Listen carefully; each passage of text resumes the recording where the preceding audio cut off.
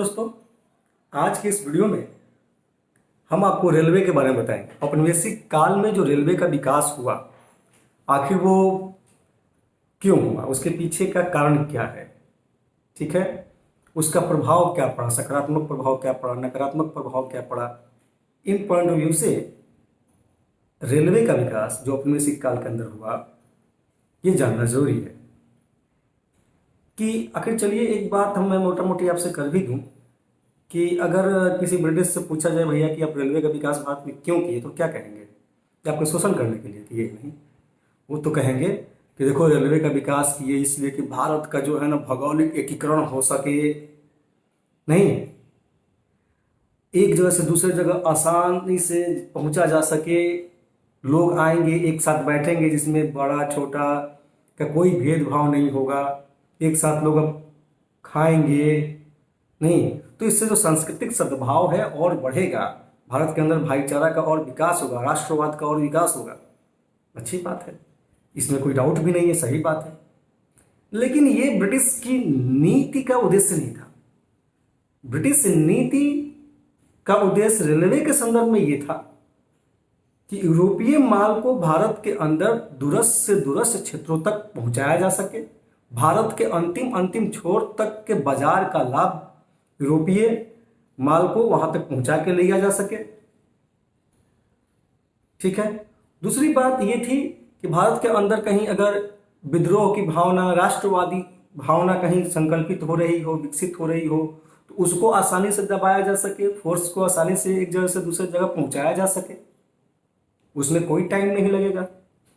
नहीं, 1857 की क्रांति में आप देखेंगे कि विद्रोह होते थे तो उनको एक कारण ये भी था आसानी से दबाने का कि एक जगह से दूसरे जगह फोर्स को ले जाना आसान हो गया, नहीं, इसलिए भी वो कहीं ना कहीं वो उनके लिए उस दृष्टिकोण से तो फायदेमंद था ही। तो उपनिवेशिक दृष्टिकोण से तो यही कहा जाएगा कि भारत का वो एकीकरण करना चाहते थे, भारत का विकास करना चाहते थे, इस कारण रेलवे का विकास किया। और अगर राष्ट्रवादी दृष्टिकोण से देखेंगे तो इसी रेलवे के बारे में कहें कि नहीं, भारत का विकास नहीं करना चाहते थे, वो तो देश का शोषण करना चाहते थे और स्पीडली शोषण करना चाहते थे, है ना। क्योंकि अगर रेलवे से दूरस्थ क्षेत्रों तक जाके उसके रॉ मटेरियल को वहां से लेके पोर्ट तक पहुंचाना और आसानी से लंदन तक भेजना वो चाहते थे, जो समय जहां पे 6 महीना लगता वहां पे वो 2 दिन 3 दिन 4 दिन में कर सकते थे, है ना, ट्रांसपोर्ट के जरिए, स्पीड ट्रांसपोर्ट के जरिए। इसके साथ वो ये भी कहे कि इसके साथ साथ ये भी फायदा था कि वो विद्रोह को भी दबाने में फोर्स को एक जगह से दूसरी जगह पर आसानी से भेज सकते थे और बड़ा जल्दी भेज सकते थे। तो ये राष्ट्रवादी समझाएंगे। एक ही चीज है रेलवे, और इसी संदर्भ में एक दृष्टिकोण से देखा जाए तो लगता है कि बड़ा पॉजिटिव दृष्टिकोण है, दूसरे दृष्टिकोण से देखा जाए तो बड़ा ही यार लगता है कि सोशल के पॉइंट ऑफ व्यू से इन लोगों ने कहीं ना कहीं रेलवे का विकास किया। तो निश्चित रूप से हमको दोनों पॉइंट्स समझना होगा। अगर हम राष्ट्रवादी पॉइंट ऑफ व्यू से बात करेंगे तो रेलवे के विकास का आलोचना हो जाएगा, नहीं, औपनिवेशिक काल में जो रेलवे का उन्होंने डेवलप किया ब्रिटिशर्सों ने, अगर राष्ट्रवादी दृष्टिकोण से देखेंगे तो आलोचना हो जाएगा, और औपनिवेशिक दृष्टिकोण से देखेंगे तो वो सकारात्मक प्रभाव हो जाएगा। नहीं, करना क्या है, क्या कैसे आप लोग कहते हैं कि अगर सरकार की नीतियों का आलोचना सुनना है तो एनडीटीवी देख लीजिए, और सरकार की नीतियों का कुछ फायदा देखना है तो आप वो क्या कहते हैं, जी न्यूज देख लीजिए। वैसे ही है कि अगर भारतीय रेलवे नीति का, औपनिवेशिक नीति का अगर निगेटिव पॉइंट्स देखना है तो राष्ट्रवादी दृष्टिकोण से देख लीजिए, और उसका सकारात्मक प्रभाव देखना है तो औपनिवेशवादी दृष्टिकोण से देख लीजिए। क्या है, तो खैर हम इसी संदर्भ में इस चीज को समझने का प्रयास करते हैं। मुख्य परीक्षा के पॉइंट ऑफ व्यू से पढ़ाया जा रहा है, बताया जा रहा है, ताकि आप आंसर राइटिंग कर सके, ठीक है। आप देखेंगे कि रेलवे के विकास में भारत में रेलवे के निर्माण को प्रभावित करने वाले कारक के बारे में कुछ पॉइंट्स हमने आउट किया है। फिर रेलवे के निर्माण के प्रभाव, सकारात्मक प्रभाव और सीमाओं को हम नकारात्मक प्रभाव के रूप में लेते हैं। अगर हम भारत में रेलवे के निर्माण के प्रभावित करने वाले कारकों को देखें, एक तो आप बोर्ड का स्क्रीनशॉट ले लीजिए, सारे मैटर बोर्ड पे है ही।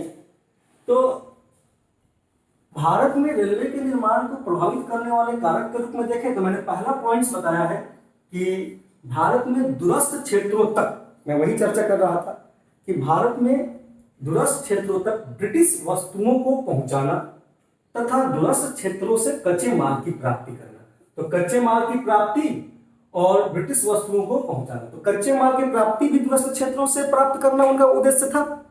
ठीक है, एक उद्देश्य था उनका कि कच्चे माल की प्राप्ति हो सके दूरस्थ क्षेत्रों से, और दूसरा उनका उद्देश्य था कि जो यूरोपीय माल बन के आ रहा है वो दूरस्थ क्षेत्रों तक पहुंचाया जा सके। ठीक है, तो एक ये पॉइंट्स कहीं ना कहीं ये एक कारण था रेलवे के विकास का कि भाई जल्दी से जल्दी हम कच्चे माल भी पहुंचा सकते हैं और जल्दी से जल्दी भारत के अंदर तक अपने बाजार का विस्तार कर सकते हैं।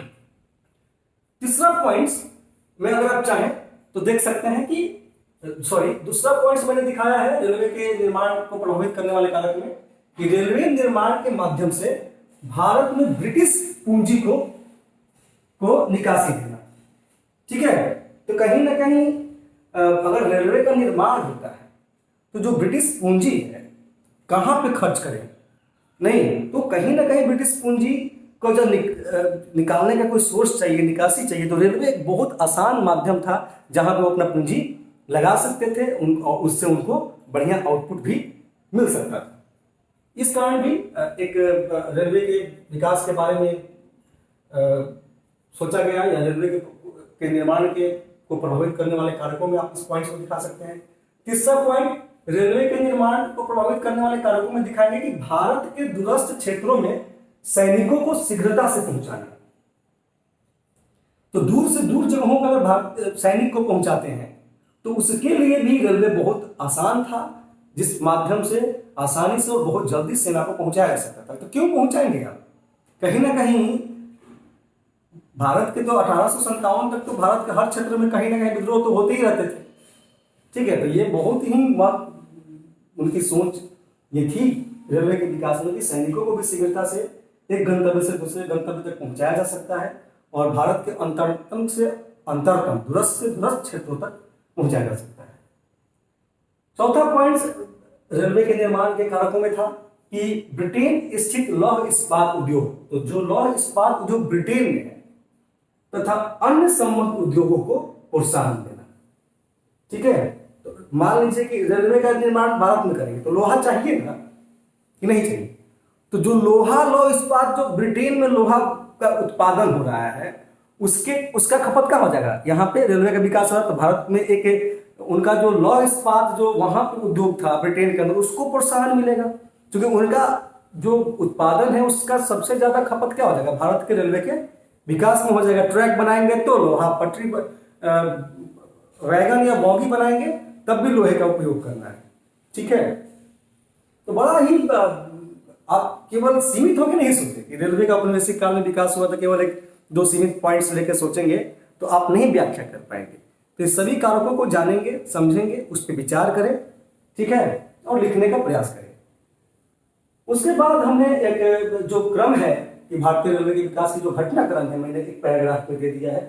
ठीक है, मैं पढ़ देता हूं, अगर बोर्ड पे दिखने में दिक्कत हो रही होगी तो। हुआ क्या कि 1853 ईस्वी में लॉर्ड डलहौजी ने भारत में रेलवे के महत्व को उजागर किया था और 1853 से लेकर 1879 के बीच निजी पूंजी के अंतर्गत भारत में रेलवे का निर्माण आरंभ हुआ। निजी पूंजी के अंतर्गत रेलवे का निर्माण भारत के अंदर प्रारंभ हुआ और जो निजी पूंजी को आकर्षित करने के लिए रेलवे के निर्माण में 5%, माने कोई पूंजी लगाने को तैयार नहीं था, कहीं डूब गया तो उसके लिए गारंटी दी गई कि भैया आप पूंजी लगाइए, हम 5% निश्चित रूप से देंगे, डूब भी गया तब भी देंगे, 5% फायदे के साथ आपका हम पूंजी लौटा देंगे।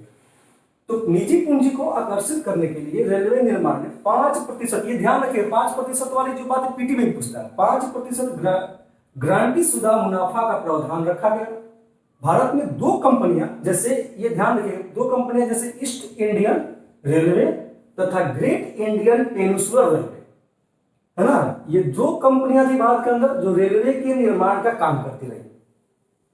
और 1869 में सरकार उत्तर पश्चिम रेलवे का प्रसार करना चाहती थी। 1869 काम करती रही। ठीक है, 1869 के आसपास के बाद देखा जाए तो सरकार जो है क्या चाहती थी कि उत्तर पश्चिम में रेलवे का क्या हो, प्रसार हो, ताकि वहां सैनिकों को गतिशीलता दी जा सके। क्यों चाहती थी कि उत्तर पश्चिम के अंदर रेलवे का ज्यादा प्रसार हो, क्योंकि सैनिकों को गतिशीलता दी जा सके उस क्षेत्र में, ठीक है। किंतु निजी पूंजीपतियों ने रेलवे निर्माण में रुचि नहीं दिखाई, इसलिए 1869 में सरकार ने रेलवे निर्माण का कार्य अपने हाथों में ले लिया। तो यहां पे जब ये बातें हुई कि भाई आप उत्तर पश्चिम केंद्र रेलवे का विस्तार कीजिए, लेकिन जो निजी कंपनियां थी वो उसमें ज्यादा इंटरेस्ट नहीं ली, इसलिए फाइनली जो है सरकार उस काम को अपने हाथ में ले लिया, ठीक है। इस प्रकार 1869 से 1880 के बीच रेलवे निर्माण जो है 1869 से 1880 लगभग एक दशक के बीच रेलवे निर्माण कार्य सरकार के अंतर्गत हुआ, लेकिन इससे पहले प्राइवेट एजेंसियां इसका भाग ली थी।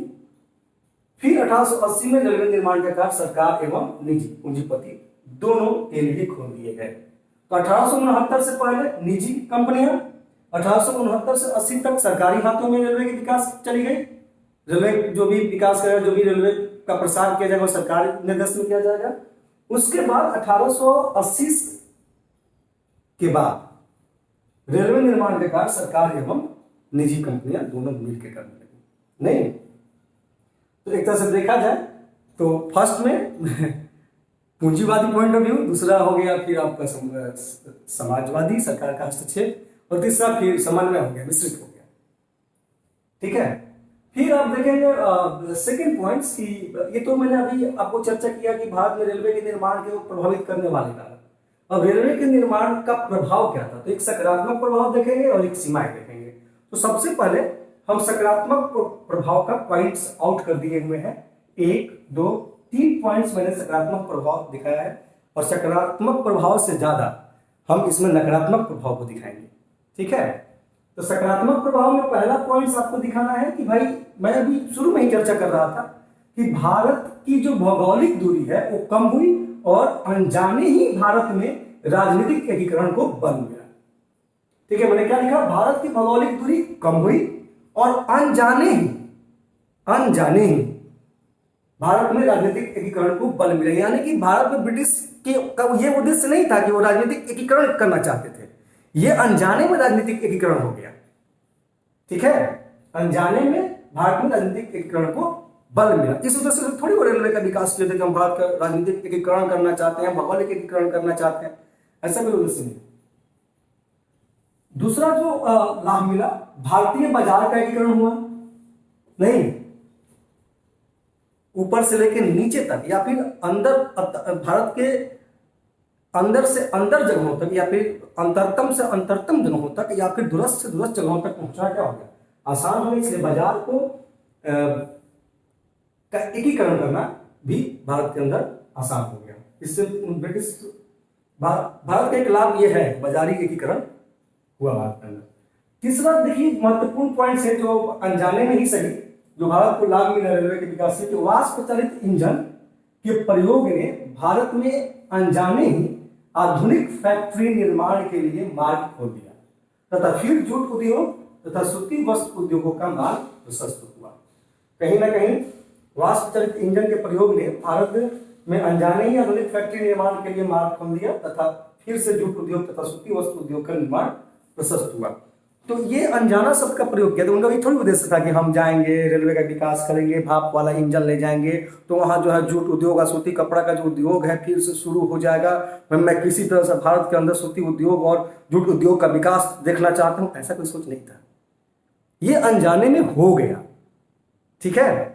क्योंकि रेलवे का विकास भारत के अंदर करेंगे और उसके आधुनिक विकास के मार्ग को प्रशस्त किए भी ना करेंगे, ये संभव नहीं था, ठीक है। कहीं ना कहीं यही रेलवे आगे चल के भारतीय औद्योगिकरण या भारत के अंदर उद्योगों के विकास या भारत के आधुनिक विकास का कारण बना। ये मार्क्स ने भी भविष्यवाणी की थी, यही कारण बनेगा। और हम देखते भी हैं कि रेलवे कहीं ना कहीं अपने भारत में हमारे विकास या हमारे उद्योगों के विकास के लिए महत्वपूर्ण भूमिका निभाता रहा है, ठीक है। अगला हम देखेंगे इसका नकारात्मक प्रभाव या फिर सीमाएं, ठीक है।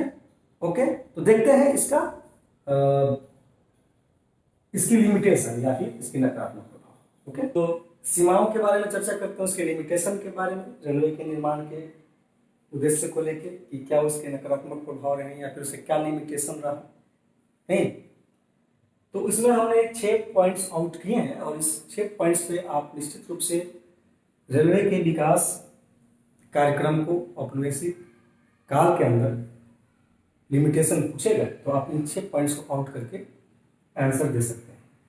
ठीक है, लास्ट में हम प्रश्न जो है इस टॉपिक से रिलेटेड प्रश्न हम सब्सक्रिप्शन में दे देंगे, आपको वहां से वो प्रश्न लेके राइटिंग करके हमको ग्रुप में देना है। ठीक है, तो पहला पॉइंट जो लिमिटेशन का ये है कि बहुत महंगा डील था ये, क्योंकि रेलवे निर्माण में प्रयुक्त लगभग 350 लाख पाउंड स्टर्लिंग पूंजी। 350 लाख पाउंड का मतलब मेरे हिसाब से 32-33 अरब के आसपास पहुंच जाएगा, है ना। तो लगभग 350 लाख पाउंड स्टर्लिंग पूंजी ब्रिटिश पूंजी थी। ठीक है, इसमें भारतीय पूंजी का योगदान नगण्य था। फिर ब्रिटिश पूंजी को आकर्षित करने के लिए, उसके बाद भी ब्रिटिश पूंजी को आकर्षित करने के लिए 5% गारंटी लिया गया ताकि निजी निवेशक उसमें पूंजी निवेश कर सके। मुनाफा का प्रावधान रखा गया 5% गारंटी के साथ। इसके कारण भारत में रेलवे निर्माण महंगी हो गई, बहुत महंगा हो गया। अगर हम उस समय की तुलना समकालीन यूएसए से करते तो हमें यह ज्ञात होता है कि भारत में रेलवे निर्माण से 1.5 गुना अधिक, भारत में जो रेलवे निर्माण हुआ 1.5 गुना अधिक महंगा से हुआ। यूएसए में जो रेलवे निर्माण हुआ कहीं नहीं, और जो इंडिया में रेलवे का निर्माण हुआ उससे कहीं ज्यादा, 1.5 गुना ज्यादा महंगा सौदा था भारत में रेलवे का विकास। ठीक है, कारण था कि यहाँ पूंजी के लिए जो मशक्कत करना पड़ा, जो निजी निवेशकों को आकर्षित करने के लिए 5% का जो गारंटी लेना पड़ा, तो निश्चित रूप से उसका भार बढ़ा। तो एक तो ये पॉइंट आप दिखाएंगे। दूसरा पॉइंट आप लिमिटेशन में दिखाएंगे कि रेलवे निर्माण पूरी तरह से ब्रिटिश हित में किया गया, यानी कि रेलवे जो निर्माण है भारत के अंदर ब्रिटिश पूंजी को केंद्र में, ब्रिटिश हित को केंद्र में रखकर रेलवे का विकास किया गया। इसलिए मैंने लिखा है कि रेलवे निर्माण पूरी तरह से ब्रिटिश हित में किया गया तथा इसने भारत से कच्चे माल के निर्यात तथा भारत में तैयार माल के आयात को प्रोत्साहन दिया। तो भारत में जो तैयार कच्चे माल थे उसको निर्यात के लिए प्रोत्साहित थे। तो रॉ मटेरियल जाता था इसलिए निर्यात शब्द का प्रयोग किया गया, और वहां से बने हुए माल आते थे भारत के अंदर, इसलिए उसके लिए आयात शब्द का प्रयोग किया गया। तो निश्चित रूप से आयात को प्रोत्साहन दिया और कच्चे माल के निर्यात को प्रोत्साहन दिया। तो भारत में तैयार माल के आयात को प्रोत्साहन देने का मतलब क्या, भारतीय बाजार में जो तैयार माल थे वहां ब्रिटेन के, वो यूरोप के, वो भारत के अंदर आने प्रारंभ हुए या फिर उसको प्रोत्साहन मिला। ठीक है, तो निश्चित रूप से हमारे लिए कच्चे माल का जाना दूसरे देश में उतना लाभप्रद तो नहीं था। अगर हम यहीं पे बना के, है ना, मेड इन इंडिया करके भेजते तो ज्यादा फायदे में हम होते, हमारे यहाँ रोजगार ज्यादा बढ़ता, हमारे देश का ज्यादा विकास होता, हमारे किसानों का, हमारे मजदूरों का, हमारे हर वर्ग का विकास निश्चित रूप से उसमें देखने को मिलता। लेकिन ऐसा कुछ हुआ नहीं। तीसरा जो लिमिटेशन आप दिखाएंगे कि आरंभ में कार्ल मार्क्स का यह अनुमान था कि रेलवे के माध्यम से भारत में वाष्प चलित इंजन को प्रवेश दिया गया है, इसलिए भारत में औद्योगिकरण को नहीं रोका जा सकेगा। कार्ल मार्क्स को ऐसा लगता था कि भारत में अगर वाष्प चलित इंजन आ रही हैं, निश्चित रूप से रेलवे के विकास की वजह से भारत में जो औद्योगिकरण है उसको नहीं रोका जा सकेगा, ऐसा उनका अनुमान था, नहीं रोका जा सकेगा। फिर जैसा कि हम देखते हैं जहां भी रेलवे का विकास हुआ वहां देसी उद्योग को प्रोत्साहन मिला। जहां भी रेलवे का विकास हुआ, यहाँ कहने का मतलब क्या है, तो जहां मतलब वर्ल्ड में जहां भी रेलवे का विकास हुआ वहां पे देसी उद्योग को प्रोत्साहन मिला। लेकिन भारत एक इकलौता देश है कि ऐसा नहीं हुआ। एक क्वेश्चन भी पूछा जाता है कि रेलवे ने विश्व में जो किया या जहां जहां रेलवे ने जो किया वो भारत में नहीं किया। तो भारत, सब जगह रेलवे ने देसी उद्योग का विकास तो किया, लेकिन भारत में जो रेलवे का विकास हुआ, भारत में देसी उद्योग का विकास उससे नहीं संभव हो पाया। इसलिए यह शब्द का प्रयोग किया गया, है ना, कि देसी उद्योग को प्रोत्साहन सब जगह मिला किंतु भारत में ऐसा नहीं हो सका। क्योंकि सभी आवश्यक वस्तुएं सीधे ब्रिटेन से आयात की गई। सीधे ब्रिटेन से जो भी हमारी आवश्यक की वस्तुएं थी हम सीधे ब्रिटेन से आयात कर लेते थे, ठीक है। इतना तक कि 1881 में स्वयं मार्क्स को भी यह स्वीकार करना पड़ा कि रेलवे हिंदुओं के लिए अनुपयोगी है, ठीक है। अब ठीक है, मैंने यहाँ पर हिंदू शब्द का प्रयोग किया है तो वो कार्ल मार्क्स के दृष्टिकोण से किया है, ठीक है।